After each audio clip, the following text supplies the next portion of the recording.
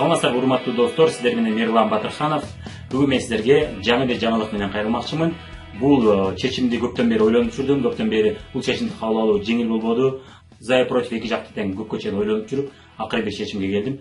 Мен Фаберликте көп жылдан бери иштеп жүрсөм дагы, ушунча жылдан бери иштеп чоң лидер болсом дагы, көпкө чейин ойлонуп жүрүп ушул чечимге келдим. Мен Atomy компаниясын тандадым жана Atomy компаниясы менен иштемекчи болдум. Ал эми сиздер өзүңүздөр карап көрөсүздөр, эгерде туура көрсөңүздөр, мен жана Дарья менен бирге иштейм десеңиздер, анда биз менен Atomy'ге жүрүңүздөр деген сунушту айтмакчымын. Деген ойду, деген сөздү көптөгөн адамдар, Atomy'де иштеген көптөгөн лидерлер бизден күтөт жана үмүттөнөт, жана алар үчүн бул заветная мечта. Жана бул нерсени каалап кетет. Биз үчүн гана эмес, биздин лидерлерибиз да ушинтип келсе деген үмүттө биздин адамдарыбызга тынбай сунуш кылып атышат. Тынбай аларды чакырып, Фаберликте ардысы деп жамандап, Фаберликте бал күйүп кетет, бизде күйбөйт. Ал эми Фаберликте ай сайын бал жасаш керек, бизде ай сайын бал жасаштын кереги жок деген сыяктуу кээ бир жалган көрүнүштөрдү айтып жүрүшөт. Эгерде сизди да ошентип чакырып атышкан болсо, биринчиден, экинчиден сиз чакырып, сиз эки жакта тең иштеп жүрүп азыркы учурда ойлонуп аткан болсоңуз, же болбосо Atomy'ни тандадым туура деп эсептесеңиз, бирок ошол чечимиңизде кээде күмөн санасаңыз, анда бул видеонун сизге пайдасы тийиши мүмкүн. Мен бир жактама Atomy'нин алсыз тараптарын көрсөтүп берейин, анткени дегенде сизге Фаберликтин алсыз тараптарын тынбай эле көрсөтүп, тынбай эле жамандап атышкан болсо керек. Фаберликтин алсыз тараптарын алар айтып аткан үчүн мен дагы Atomy'нин алсыз тараптарын сиздерге бир сыйра көрсөтүп коеюн. Эки жактын тең алсыз минустарын көрүп жана плюстарын көрүп чечим кабыл алсаңыз, бул эң туура чечим болот деп эсептейм. Анткени дегенде бир тараптагы гана маалымат алып, экинчи тарабын билбей туруп чечим кабыл алсаңыз, анда бул толук туура чечим болбой калат. Анткени дегенде арадан 2-3 ай өтүп, арадан жарым жыл өтүп, сиз ошол чечимиңиздин туура эмес экендигин ошондо түшүнүшүңүз мүмкүн. А бирок сиз жарым жылбы, 3 айбы же 4 айбы же 1 жыл убактыңызды жоготуп койгон болосуз жана артыңыздан канчалык адамдарды каттап койгон болосуз. Ошол момент болуп кеч болуп калгыча, азыр эки жакты тең көрүп коюп, анан кийин гана чечим кабыл алсаңыз туура болот деп эсептейм. Ошол себептен мен негизинен үстүртөн маркетинг планы боюнча, продукциясы боюнча Дарья экөөбүз биргеликте сизге үстүртөн маалымат берип кетели. Сиздерге Atomy'ге чакырып аткан адамдар айтпаган нерселерди биз айтып кетели ушул видеолордо. Ошол себептен көңүл буруп көрүп коюңуз. Жана сиздин адамдарыңызды тынбай чакырып аткан болсо дагы, сиз аларга маалымат берүүдө бул нерсе сизге пайдасы тиет. Мени дагы буга чейин көптөгөн компаниялар, ар кандай компаниялар, улам жаңы компаниялар келе берет. Жаңы компаниялар келе берет, кете берет, бирок адамдар кала берет.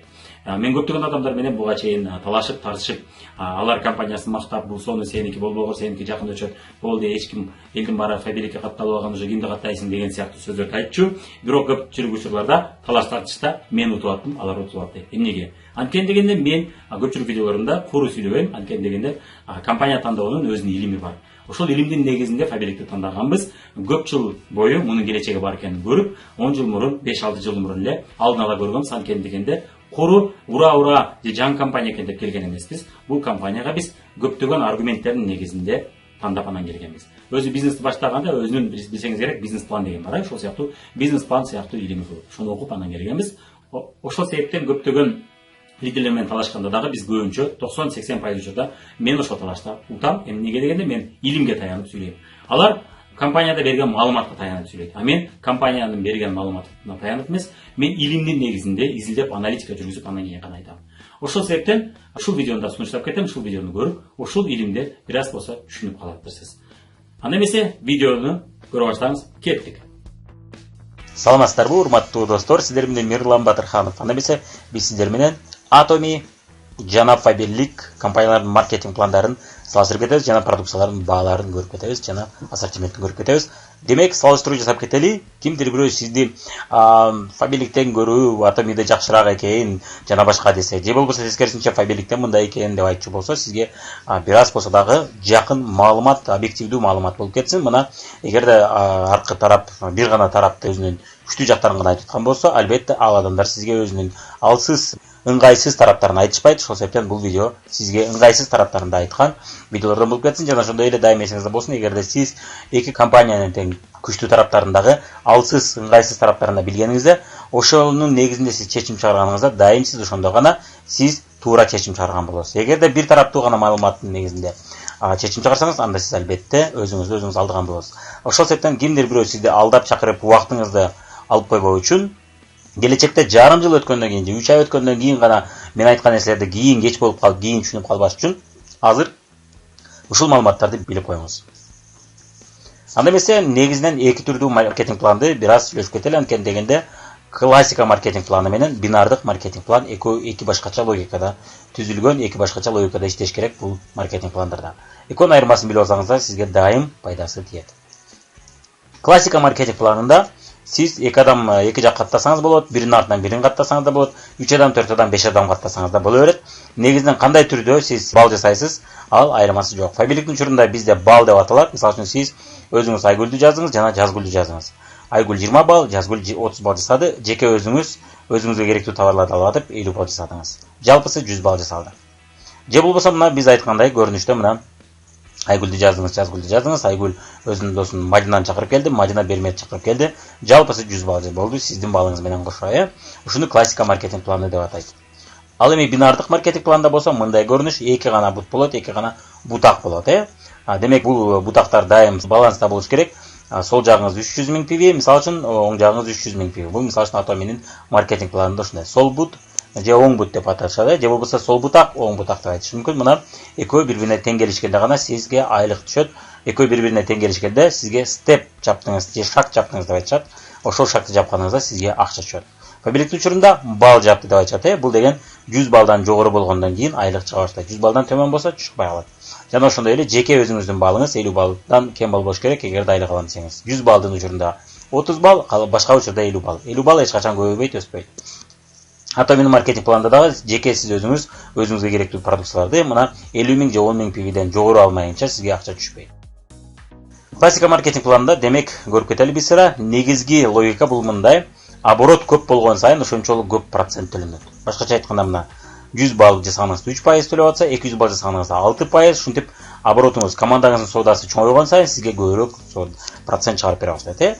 Бинардык маркетинг планда деле ошол жактары бар, бирок ал өтө көп эмес. 3-4 учурда көбөйүшү мүмкүн, же 5-6 учурда көбөйүшү мүмкүн. Монтип көбөйүп кете бербейт, проценти. Демек сооданы көп жасаган сайын ошончолук көп процент төлөнөт. Бул кадимки бизнеске да окшош, линейный бизнесте да ошондой. Сиз канчалык Түркия, Кытайдан жана башка жерден көп товар алып келген сайын сизге баа ошончолук ал заводдон ошончолук төмөн боло баштайт. Ал эми ошончо партия алып келе албасаңыз, анда сиз албетте ошол жерден алып келген адамдардан аласыз. Дал ошол көрүнүш, канчалык командаңыз көп соода кылган сайын сизге ошончолук көп акча төлөнөт. Жана балдар мына биз көрүп кеткендей, мына сүрөттө көрүп кеткендей, мына сол жак оң жак деп эгер эске алчу болсок, бизде сол жак оң жак жок негизинен. Бирок бизде бинарга окшоп түшүндүрсөк, сиз балким жакшыраак түшүнөт турсуз. Мына сол жагыңызда Айгүл болсо, Айгүл 50 бал жасады. Өзүнүн 3-4 адамы менен бул жакта Жазгүл болсо, Жазгүл айталы 100 бал жасады өзүнүн группасы менен, мына өзүнүн адамдары менен биргеликте 100 бал жасады. Сиздин жеке өзүңүздүн балыңыз да кошулат буга, башкалык да кошулат. Бинардык маркетинг планда өзүңүздүн жеке балыңыз оң жакка же сол жакка кошулбайт. Ал эми классика маркетинг планда кошулуп кете берет. Кайсы жагыңыз аз болсо, ошол жакка кошулуп кете берет жеке өзүңүздүн балыңыз. Бинардык маркетинг планда өзүңүздүн жеке балыңыз эч убакта эч бир аз PV жасап аткан жакка кошулбайт. Демек экөөнүн айырмасы ушул экен негизинен. Так негизинен көпчүлүк жагынан окшош болушу мүмкүн. Болгону Фабиликте бал деп аталат, ал эми Атомиде PV деп аталат. Демек мына сол жакта сизде мына 20 бал бигиндир 30 бал жасады, ошентип отуруп 100 бал жасалды. Негизинен азыр мен могул логиканы көрсөтүп кетем. Муну сиз скриншот жасап алсаңыз болот. Кийинки биз салыштыруу көрүп атканда, жасап атканда сиз ушуларды көрүп карап кетесиз. Бул жерде бирок сомдо жазылып калыптыр 64 сом деп, Сиз 60 рубль деп эсептесеңиз болот. Буга чейинки бөлүктөрүндө дагы мен рубль менен жазгам, ошол рубль менен жазганда да скриншот жасап алыңыз. Буга чейин азыр мен көрсөткөн маркетинг планды көчүрүп алыңыз. Кеттик анда эмесе, эми Атоминин маркетинг планын өтөлү. Негизинен биз ушул маркетинг планды көрүп талкуулайлы. Ал эми эгерде сиз өз алдынча мен маркетинг планды көрөм десеңиздер, YouTube'да Атоминин да маркетинг планы боюнча видеолор бар. Орусча, кыргызча, ошондой эле Фабиликтин дагы маркетинг пландары боюнча видеолор бар. Мисалы үчүн менин каналымда Фабиликтин маркетинг планы боюнча видео бар, ошону көрүп кетсеңиз болот. Мен азыр маркетинг планын толук айтып отурбастан үстүртөн айтып кете берем. Сиз жакшы түшүнүш үчүн, үстүртөн түшүнүш үчүн айтып кетем. Демек, Атоминин маркетинг планында 10 PV деген бул 2 рубльдан 4 рубльга чейин экен, бул дүйнөлүк оборотко жараша болот. Орточо алганда 3 рубль. Кимдир бирөө 2-3 рубль деп атат, кимдир бирөө 2-4 рубль деп атат. Мен ошонун орточосун алдым, 3 рубль деп.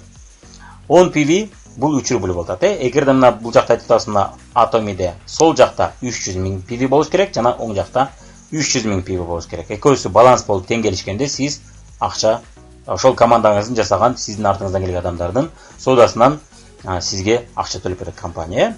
Эми мына 10 PV-ге 3 рубль болот. 3 рубльдук товар алсаңыз сизге 10 PV берип атат. Ал эми канча рубльдук товар алсаңыз сиз 300 000 PV топтолгон болот, командаңыз алса.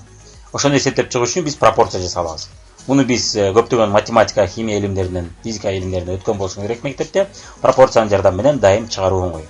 Анткени дегенде 1 пиви десек, бул 0,20 тыйын болуп калат экен, аны эсептеш кыйын болуп калат, башыңыз айланып калат. Ошол себептен бул дагы эсептөөнүн жолдорунун бири.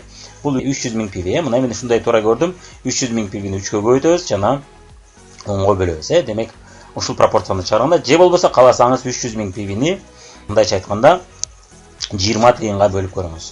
Ошондо сизге дана чыгат. Бөлгөндө негизинен мына 60 миң, эгерде 2 рубльды алсак 60 миң рубль болуп калат, 4 рубльды алсак 120 миң рубль. Орточо 3 рубльга эсептечи болсок, анда 90 миң рубль чыгыш керек сиздин учуруңузда. Демек, суммасында 2 бутаңыз биригип 180 миң рубль орточо соода болгондо гана сизге Atomy айлык төлөп берет экен. Эгерде баланс болбой калса, эгер бир жагы аз болуп, бир жагы көп болуп калса, анда акча түшпөй калат. Мисалы үчүн, бир бутагыңыз 200 миң пиви болуптур, экинчи бутагыңыз 400 миң пиви болсо, экөөнүн суммасында 600 миң пиви болот экен деп төлөбөйт эч убакта. Тескерисинче, ошол топтолгуча сизде пивилериңиз сакталып туруп турат, и сизге төлөбөйт. Бирок 180 миң рубль орточо эсептегенде мына соода болуш керек экен. Муну шаг же степ деп коет. Эгерде сиз сол жагыңыз жана оң жагыңыздын соодасы 300 миң пивиден болгондо, демек сиз степ же шагты жаптыңыз деп сизге компания Atomy айлык төлөп берет. Минималдык айлык төлөнүп башталуу үчүн демек 180 миң рубль орточо болуш керек экен. Ошондо дагы баланс болгон учурда гана. Баланс болбосо акча жок деп айттык. 90 миңден 2 тарабызда болушубуз керек экен орточо алганда. Бул 100 миңдин тегеренде болушу мүмкүн, 120 миң тегеренде болушу мүмкүн, 70-80 миң тегеренде да болушу мүмкүн. Орточо алганда 90 миң рубль. Фабилик учурунда болсо, орточо 1 балл бул 100 рубльга теңешет. Ошол орточо алтан бул жерде деле, фабиликте деле 75 рубльдан баштап 130 же 140 рубльга чейин барат. Орточо 100 рубльдан деп эсептеп кое берели, төбөрөктөш. Бул жерде дагы орточо мына 3 рубль деп алып алдык. Орточо ошол соодадан мындай эсептегенде фабиликте 10 миң сомдук соода кылып баштаганыңызда эле, бир жагыңыз өсүп кетсе, фабиликте деле акча аз түшүп калат, бирок чөйрөт. Экинчи бутуңуз теңелиш керек деген нерсе жок. Бир бутуңуз азыраак, бир бутуңуз көбүрөөк болсо, акча чөйрөт. Албетте бир бутуңуз өтө көп өсүп кетип, экинчи бутуңуз азыраак өссө, азыраак түшөт. Тескерисинче, ошондо дагы эгерде командаңыздагы адамдар бал жасаган болсо, эгер жасалган болсо, анда айлыктын баары сизге түшөт. Ошол себептен бул жерде көп нюанстарга карайт. Демек, 10 миң сомдук соодадан баштап айлык чөйрөт экен. Atomy'де суммага карабайт экен, теңелишине карайт. Эки жак теңелишип баланс болуш керек. 90 миң рубльдан баланс сактоо өтө кыйын. Ошол себептен бул жерде экөөнүн айырмасы өтө чоң болот экен. Фабиликте 10 миң сомдук соодадан баштап айлык чыга берген үчүн биздин оюбузча фабиликте акчага чыгуу жеңилирээк салыштырмалуу. Ал эми Atomy'нын учурунда кыйын болуп калат. Анткени дегенде жөн гана 180 миң рубльдук соода эмес, 90 миң деген баланс болуш керек. Башкача айтканда, сиздин командаңызда сол бутаңыз менен оң бутаңыз теңелишкенде гана акча чыгат деп атабыз. Демек, сол жагыңыз мисалы үчүн 60 миң рубльдук соода жасап, ал эми оң жагыңыз 120 миң рубльдук соода жасачы болсо, сизге айлык түшпөйт. Бирок балыңыздагы Atomy'де иштегендердин тили менен айтканда күйүп кетпейт. Күйүп кетпейт деген төлөнбөйт дегенге барабар өзүчө. Бирок төлөнбөйт деп айтпастан күйүп кетпейт деп айтышат. Бирок чынында күйүп кетет. Аны дагы биз кийинчерээк сүйлөшөбүз. Демек, 60 миң рубль, 120 миң рубль болгондо акча төлөнбөйт. Акча жок экен бул учурда. Ал эми фабиликтин учурунда эки жак теңелишпесе да акча чөйрөт. 10 миң сомдон баштап акча чөйрөт. Башкача айтканда мына 90 миң деген бул 180 миң рубльдук сооданы берет экен. 180 миң рубль деген бул 1800 баллды берет. Эгерде муну биз айлыкка чыгарчы болсок, 16 миң чыгат экен дагы, 10 миңден 12 миң рубльга чейин сизге өзүңүзгө тиет. Калганы командаңызга ар кандай ситуацияга жараша бөлүнөт. Бул боюнча дагы көбүрөөк билем десеңиз, менин каналымда Фабилик маркетинг план эсепке үйрөтүү деген видео бар, ошону көрсөңүз болот. Кантип жана кандайча бөлүнөт. Бирок ошол эле учурда алар эгерде өзү үчүн товар алса гана аларга бөлүнөт, ал эми өзү үчүн товар албаса, ал акчалардын аларга да тие турган акчалардын баары сизге тиет. Ошол себептен бул жерде жеке өзүнө товар алып туруу сөзсүз түрдө, Фабиликтин учурунда дагы, Atomy'нын учурунда дагы сөзсүз түрдө болуш керек. Atomy'нын учурунда жеке өзүңүз 50 миң PV же 10 миң PV алып турбасаңыз акча түшпөйт. Бул боюнча да азыр көрүп кетебиз толураак кийинки бөлүктөрүндө. Демек, Atomy'да мына баланс болбосо акча түшпөйт экен, 60 миң, 120 миң болсо түшпөй калат. Же тескерисинче 60 миң рубль же 80 миң рубль, бирок бир жагыңыз 200 миң рубльдук соода болсо дагы теңелгенче түшпөйт. Ал эми теңелбей калган ашыкча болуп кеткен балдарыңыз көпкө чейин тура берет сакталып, күйүп кетпейт алардын айтымы боюнча. Бирок ошол эле учурда ушул жагы эми өсүп кеттир, макул теңеп туруп берип кое берели деген нерсе жок. Ал жагы компаниянын чөнтөгүндө кала берет. Эгерде бир жагыңыз өсүп кетип, экинчи жагыңыз кууп жетпесе. Эми көбүрөөк маркетинг планды көрүп кетели. Демек, биринчи тепкич торговый представитель деген тепкич, ошону көрүп кетели. Сизге канча айлык түшөт? 180 миң рубльдан жогорку оборот жасаганыңызда, ошондо дагы баланс болгондо 90 миң деген рубльдан жогору соода болгондо, ошондо сизге акча түшөт. Торговый представитель деген тепкичте болот экенсиз, сизге түшө турган акча бул $20. Демек, сиз степти же шагты жаптыңыз. Ушул 300 миң PV, 300 миң PV болгондо, сиз шагты жаптыңыз деп эсептелинет дагы, сизге 1400 рубль. Мен эми ровно 70ке көбөйтүп койдум. 100 сом, 200 сом айырмасы болушу мүмкүн курс рубльдин же доллардын курсуна жараша. Мен дайым бизге белгилүү акчанын курсу менен эсептеп койдум. Сиз көрүп аткан мезгилде өзгөрүп кеткен болушу мүмкүн. 100 сом, 200 сом же 300 сом айырмасы болушу мүмкүн. Бирок мен азыркы учурда курс менен сиздерге тартып койдум, белгилүү курс менен. Азыркы курс тынбай ойноп атат, ошол себептен буга чейин дайым бирдей турган курсту эсептеп койдум. Ал эми сиз агент болчу болсоңуз, жеке өзүңүз 50 миңден жогору соода кылып, жеке өзүңүз 300 миң PV-ге жеткиргениңизде сиз агент деген наамга ээ болосуз. Ал эми 10 миң PV-ден көп жасаганыңызда сиз торговый представитель деген наамга ээ болосуз. Эгерде сиз агент болчу болсоңуз, сизге 3 эсе көп, $60. Ошол эле жасаган оборотуңузга, ошол эле жасаган шагыңызга сизге 4200 рубль төлөнөт экен. Демек, бул жерде жеке өзүңүз канчалык көп соода кылганыңызга жараша сизге тепкич берет экен. Ал эми группаңыздын соодасы бул тепкичке таасир этпейт экен. Бул дегенибиз, демек, сизди адамдар чакырганда дароо эле 10 миң PV-лик эмес, дароо эле 50 миңдик же 300 миң PV-лик соода кылып кой деп сизди мотивация бериш мүмкүн. Ал эми 300 миң PV деген бул 90 миң рубльдук PV. Бара-бара, мисалы үчүн көпчүлүк бинарларда биз билебиз, көпчүлүк адамдарды $1000, $2000 соода алсаң, өзүңө керектүү товар алсаң, ошондо сага жасаган оборотунан 3 эсе же 4 эсе көп акча чыгат деп мотивация беришет. Бул эмнеге алып келет? Бул көбүнчө искусственный закупка алып келет. Искусственный дегенибиз өзүң үчүн көп товар ал, товарды үйүп ал үйүңө, ошондо сага акча көбүрөөк түшөт деген сөзгө алып келет. Адамдардын көпчүлүгү ушул сөздү айта баштайт. Балким сиз дагы азыр видеону көрүп атканда ушул сөздү угуп аткандарсыз. Бул тупик жол, бул адамдарды, көпчүлүк адамдарды нааразычылыкка алып келчү жол. Мисалы үчүн, ушул эле жол сейл бизнесте көптөгөн кыйроолорго жана көптөгөн адамдардын нааразы болуусуна алып келди. Эми биздин видеобуз албетте Atomy жөнүндө, сейл бизнес жөнүндө эмес, бирок сейл бизнестин ушундай болорун мен 3 жыл мурун эле компания жаңы ачылып, жаңы биз укканда эле ошондой айткам. Бул компаниянын тиби көптөгөн адамдарды нааразы кылат деп.